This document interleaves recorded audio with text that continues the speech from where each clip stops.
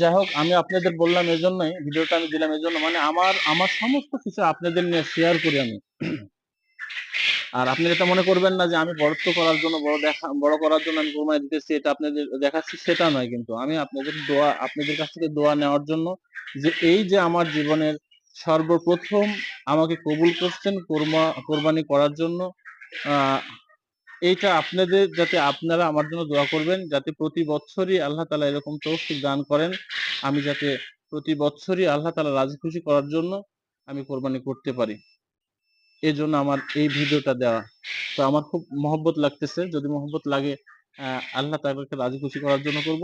কবুল হবে না হবে সেটা আল্লাহ তাআলা আ দে আ সেটা আল্লাহ তাআলা দেখবেন। তবে আশা করব আল্লাহ তাআলা যেন আমার কোরবানিটা কবুল করে নেন। তারই রাজি খুশি করার জন্য আ আমি করেছি।